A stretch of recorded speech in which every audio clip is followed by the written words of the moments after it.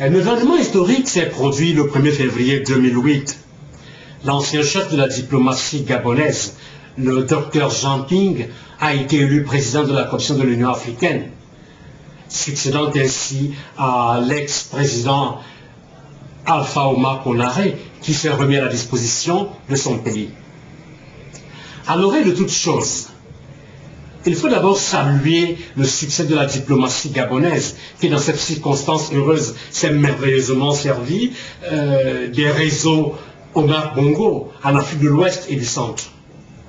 Pour parler de Jean Ping, nous pouvons rappeler que le nouveau président de la Commission africaine est né le 14 novembre 1942 à Wembo, Gabon. C'est un diplomate de carrière titulaire d'un doctorat d'État en sciences économiques de la prestigieuse université de Sorbonne. Avant d'accéder à ce poste, l'homme a occupé d'éminentes responsabilités sur cette planète. Jean Ping est incontestablement un homme de valeur, un diplomate de carrière. Il a démontré de très grandes capacités dans son pays, le Gabon, tout comme aux Nations Unies, où il a d'ailleurs présidé l'Assemblée générale. Mais c'est aussi un intellectuel engagé. En 2002, il a publié un livre intitulé « Mondialisation, paix, démocratie et développement en Afrique ». C'est d'ailleurs l'une des raisons pour lesquelles nous pensons que le docteur, l'écrivain et son Excellence Jean Ping est à la hauteur de toutes les tâches qui l'attendent. L'occasion pour nous également de poser un regard sommaire sur les principaux défis qui interpellent le nouveau président de l'Union africaine.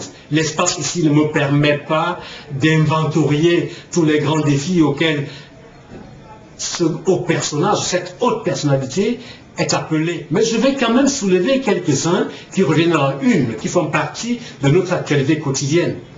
Les détails, vous pourrez d'ailleurs les apprécier sur un documentaire que j'ai consacré à M. Jean Ping et qui est disponible dans notre réseau AxiPresse. D'abord, le contexte socio-économique dans lequel se trouve l'Afrique subsaharienne. On peut aujourd'hui dire que rien ne s'est amélioré depuis cette fameuse déclaration de son prédécesseur, Alpha Ouma Konaré, qui disait, je cite, « L'Afrique allait brûler si rien n'est fait ».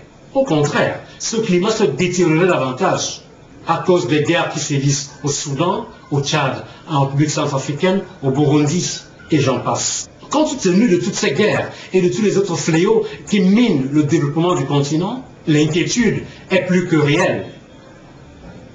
C'est vrai qu'on juge le maçon au pied du mur, et le docteur Jean Ping a le pied à l'étrier. On peut ajouter dans tous ces éléments le contexte conjoncturel mondial, la flambée des prix des denrées alimentaires, qui rend plus précaire la survie des familles subsahariennes, dont le niveau de vie en ces dernières décennies s'est davantage désagrégé.